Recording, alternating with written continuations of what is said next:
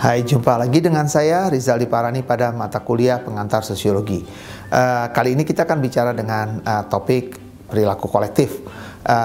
Saya akan menjelaskan apa itu perilaku kolektif, pemahaman konsep perilaku kolektif, dan bagaimana perilaku kolektif itu dibedakan dengan perilaku menyimpang, dan juga apa yang melandasi dari suatu perilaku kolektif, dan juga apa yang menyebabkan munculnya perilaku kolektif. Itu mungkin kira-kira gambaran umum pada topik yang akan saya sampaikan pada hari ini. Saya akan masuk pada pemahaman tentang perilaku kolektif itu sendiri. Apa itu perilaku kolektif? Sebelum saya menjelaskan apa itu perilaku kolektif, saya akan mundur sedikit. Kalau beberapa waktu lalu kita sudah pernah membicarakan mengenai perilaku menyimpang. Apa itu perilaku menyimpang? Perilaku yang tidak sesuai dengan harapan dari masyarakat. Nah, pada perilaku kolektif ini akan ada pembedaan, tapi juga ada persamaan dengan perilaku menyimpang. Saya akan mulai. Kalau dalam perilaku menyimpang, segala sesuatu yang menyangkut perilaku seseorang itu akan dituntun oleh institusi terkait. Jadi saya sudah menjelaskan sebelumnya juga apa itu yang namanya institusi sosial. Institusi itu adalah merupakan suatu lembaga atau suatu pranata yang tujuannya adalah untuk membatasi dan menuntun perilaku seseorang. Nah, begitu juga dengan perilaku kolektif. Perilaku kolektif harus dituntun oleh institusi yang terkait atau institusi yang punya kewenangan terhadap perilaku yang dilakukan. Namun pertanyaannya adalah, apakah perilaku kolektif itu masuk dalam perilaku menyimpang? Jawabannya adalah tidak selalu.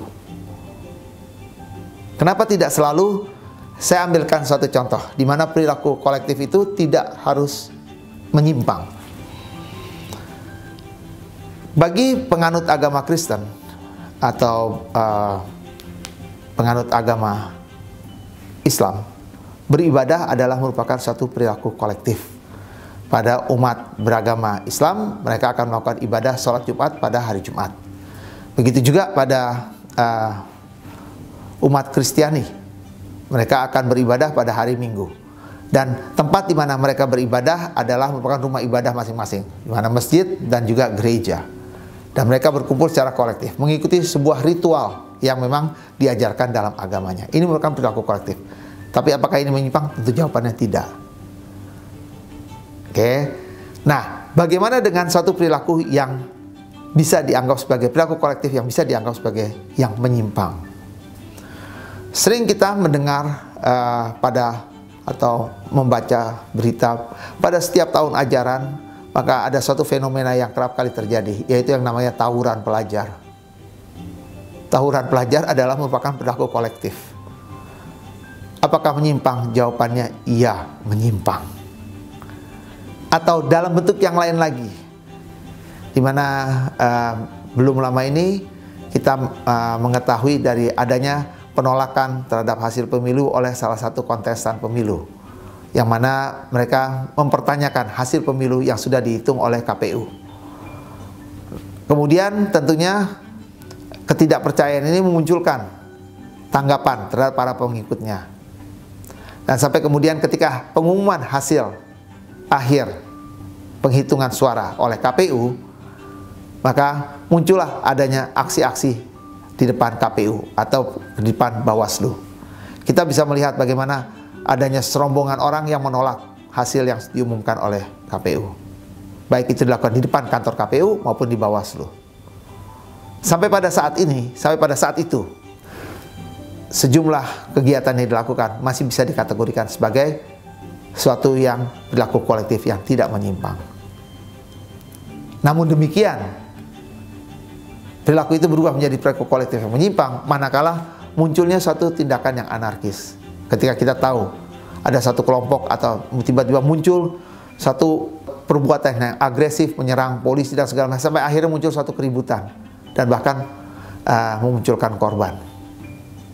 Nah, sampai pada saat itu kita bisa bilang bahwa itu termasuk dalam perilaku kolektif yang bersifat menyimpang. Jadi dia tidak menyimpang kalau dia mematuhi aturan-aturan, tapi dia akan menyimpang kalau dia sudah melanggar peraturan yang dikeluarkan oleh institusi. Lebih jelas lagi, saya berikan contoh. Bolehkah orang melakukan demo? Jawabannya boleh. sepanjang bahwa kegiatan berdemo itu dilaporkan ke Polda Metro Jaya. Tapi bolehkah orang melakukan demo kemudian munculkan tindakan anarkis? Jawabannya tentu tidak boleh, karena aparat keamanan sudah menetapkan aturan-aturan atau rambu-rambu yang harus dipatuhi dan ditaati oleh para pendemo. Jadi itu yang saya katakan sebagai suatu perilaku kolektif bisa dari tidak menyimpang menjadi menyimpang. Jadi tidak semua perilaku kolektif adalah perilaku menyimpang. Sekarang saya akan menjelaskan apa itu yang disebut sebagai perilaku kolektif. Yang disebut sebagai perilaku kolektif adalah, pertama, segala sesuatu dilakukan oleh lebih dari satu orang atau segerombolan orang. Yang kedua, perilaku kolektif itu bersifat tidak rutin.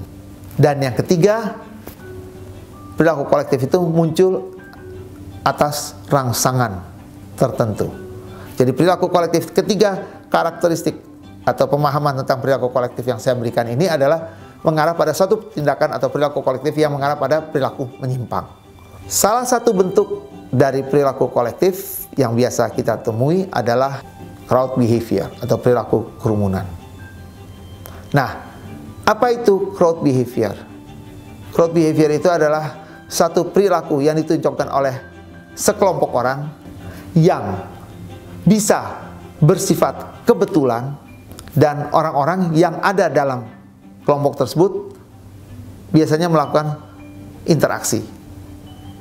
Jadi apakah interaksi itu bersifat verbal atau non-verbal. Dan biasanya jarak antara satu dengan orang yang lain cenderung untuk dekat. Jadi sekali lagi saya ulangin, yang disebut dengan kerumunan itu adalah suatu perilaku yang muncul secara kebetulan, dan orang-orang yang ada dalam kerumunan tersebut melakukan suatu proses interaksi satu dengan yang lainnya, baik bersifat verbal maupun non-verbal. Dan terakhir, jarak yang dibentuk oleh masing-masing anggota kerumunan itu cenderung bersifat sangat dekat atau rapat. Itu yang disebut sebagai kerumunan. Itu merupakan salah satu bentuk dari perilaku kolektif. Namun beberapa orang juga sering mempertanyakan, apakah crowd itu menyimpang atau tidak? Dalam menjawab pertanyaan ini, saya memiliki kecenderungan bahwa crowd itu cenderung untuk menjadi menyimpang, karena ada sesuatu yang sifatnya informal atau ada sesuatu yang sifatnya mungkin dilanggar. Saya akan memberikan contoh macam-macam crowd. Yang pertama adalah casual crowd. Casual crowd itu adalah, dalam bahasa Indonesia, kerumunan sambil lalu. Yang kedua adalah conventional crowd, kerumunan biasa. Yang ketiga adalah expressive crowd, di mana kerumunan yang bersifat sangat ekspresif. Dan yang keempat, yang terakhir adalah acting crowd atau kerumunan yang bertindak. Jadi pertama adalah casual crowd, yang kedua adalah conventional crowd, yang ketiga adalah expressive crowd, dan yang keempat adalah acting crowd. Keempat tipologi ini atau tipe dari kerumunan ini muncul dari seorang sosiolog yang bernama Blumer. Saya akan mencoba untuk membahas satu persatu dari tipe kerumunan ini. Apa yang dimaksud dengan casual crowd atau kerumunan sambil lalu? Kerumunan sambil lalu adalah satu bentuk crowd yang terbentuk dengan tidak sengaja, dan masing-masing anggota kerumunan tersebut melakukan proses interaksi yang bersifat sambil lalu. Relatively tidak terlalu ketat hubungannya antara satu dengan yang lain, atau bahkan renggang. Salah satu contoh dari casual crowd atau kerumunan sambil lalu ini adalah ketika kita melihat adanya pedagang obat di pinggir jalan yang berusaha untuk menawarkan dagangannya. Dan tiba-tiba orang berkumpul untuk kemudian mau melihat apa yang ditawarkan oleh si penjual obat. Tadi saya bilang bahwa interaksinya bersifat renggang. Jadi tidak selalu orang yang ada dalam kerumunan itu harus berinteraksi. Mungkin mereka berinteraksi, tapi tidak mutlak. Atau dalam paling ekstrim, dalam contoh paling jelas adalah mungkin orang itu tidak akan bertahan lama. Setelah melihat beberapa menit, kemudian dia akan pergi lagi. Nah, kita namakan itu sebagai kerumunan sambil lalu. Apa contoh lagi yang lain? Misalkan terjadi suatu kecelakaan jalan raya. Orang berkumpul, orang melihat, dan kemudian orang akan bertanya, ada apa, ada apa, ada apa? Mungkin orang yang sudah tahu akan ada kecelakaan. Korbannya siapa? Korbannya ibu-ibu atau anak-anak, meninggal atau hidup. Sekarang korbannya di mana? Nah, perilaku seperti itu. Dan setelah mengetahui semuanya, mungkin orang akan sambil lalu, akan pergi begitu saja.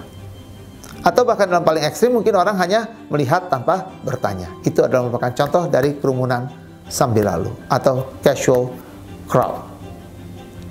Jadi dalam hal ini tidak ada bentuk interaksi yang jelas, yang nampak, dan cenderung bersifat informal.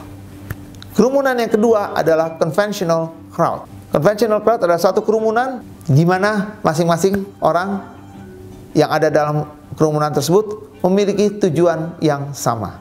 Berbeda dengan expressive crowd, di mana orang berkumpul tidak memiliki tujuan, tapi di sini setiap orang yang berkumpul memiliki tujuan yang sama dan jelas. Contoh, ketika kita melihat orang di depan loket mengantri untuk menonton sebuah film, atau ada suatu pertandingan olahraga sepak bola, kita melihat orang mengantri banyak, atau kita melihat ada satu penjual makanan di mana munculkan antrian yang panjang. Sekali lagi, tujuannya sama, tapi bentuk interaksinya tidak harus selalu bersifat formal. Orang di situ hanya bertanya, mungkin dengan, apakah tiketnya Mas dah? Mau nonton yang jam berapa? Sudah ngantri berapa lama? Dengan pertanyaan-pertanyaan seperti itu. Dan apa yang membedakan antara conventional crowd dengan kerumunan sambil lalu atau casual crowd? Pada conventional crowd memiliki tujuan yang jelas. Memiliki tujuan. Setiap orang yang mengantri pasti memiliki tujuan yang jelas. Interaksinya juga menyangkut tujuan yang hendak dicapai. Nah, yang ketiga adalah yang disebut sebagai expressive crowd. Expressive crowd contohnya seperti apa? Jadi bagaimana sekelompok orang secara ekspresif meluapkan perasaannya. Apakah mereka punya tujuan yang sama? Iya, mereka punya tujuan yang sama. Mereka bukan hanya punya tujuan yang sama, tapi mereka secara emosional terlibat di dalamnya. Nah, ini yang membedakan dengan conventional crowd. Pada expressive crowd, mereka melibatkan hubungan secara emosional. Apa bentuk contoh expressive crowd ini? Ketika kita melihat pertandingan sepak bola, maka kita akan lihat adanya pendukung sepak bola pada kesebelasan tertentu. Atau mungkin kita lihat pertandingan Persib melawan Persija. Kita melihat dengan jelas siapa pendukung Persib, The Viking, dan siapa yang menjadi pendukung Persija, Jackmania. Dan mereka akan sangat ekspresif, baik ketika kesebelasannya mampu menjebol kesebelasan lawannya, ataupun sebaliknya ketika kesebelasannya dijebol oleh kesebelasan lawannya. Mereka akan sangat sedih, bersungut-sungut manakala kesebelasannya kalah. Dan mereka akan berpesta ria, bersorak-sorai manakala kesebelasannya menang. Dan interaksi yang dibangun juga lebih jelas. Bahwa kita percaya bahwa kalau kita duduk di barisan pendukung Persib, pasti kita akan melihat bahwa saya adalah merupakan Viking. Kalau saya duduk di Persija, berarti saya adalah seorang Jackmania. Saya punya tujuan yang jelas di sini, dan saya melibatkan secara emosional perasaan saya di sini. Yang terakhir adalah merupakan acting crowd atau kerumunan bertindak. Kalau tadi pada konvensional punya tujuan yang sama, pada ekspresif punya tujuan dan melibatkan perasaan, pada acting crowd punya tujuan, melibatkan perasaan dan bertindak, menunjukkan dalam bentuk perilaku yang jelas. Saya coba kembangkan contohnya dari contoh yang nomor 3 tadi, di mana pendukung Persib dan Persija menonton kesebelasannya bertanding. Dan alhasil salah satu dari mereka kalah. Apa yang terjadi? Kelompok yang menang menunjukkan kegembiraan. Dan mungkin terjadi pada saat mereka menunjukkan kegembiraan di depan pendukung lawannya. Dan apa yang terjadi? Tawuran atau perkelahian. Dan mungkin menyebabkan korban, seperti yang terjadi di Bandung, di mana salah satu pendukung Persija meninggal dunia akibat dikeroyok oleh pendukung Persib. Nah, Tindakan pengeroyokan ini adalah merupakan salah satu bentuk dari acting crowd. Jelas pada suatu bentuk tindakan atau perilaku yang mengarah pada objek tertentu. Atau ketika kita menonton musik konser, mungkin dengan genre musik rock, di mana mayoritas mereka memiliki kebebasan karena mereka adalah penikmat musik rock, dan mereka mengantri, tapi apa daya ketika mereka mengantri, mereka tidak mendapatkan karcis, dan mereka meluapkan kemarahan mereka dengan menghancurkan box tiket yang ada. Nah, itu juga merupakan salah satu acting crowd. Jadi mungkinkah sebuah kerumunan itu bergerak dari hal yang paling mendasar hingga pada tindakan? Jawabannya mungkin. Sekarang saya akan menjelaskan mengenai apa yang menjadi penyebab dari kerumunan. Menurut seorang sosiolog yang bernama Gustave Le Bon, ada 3 penyebab terjadinya kerumunan. Yang pertama adalah apa yang disebut sebagai contagion atau penularan.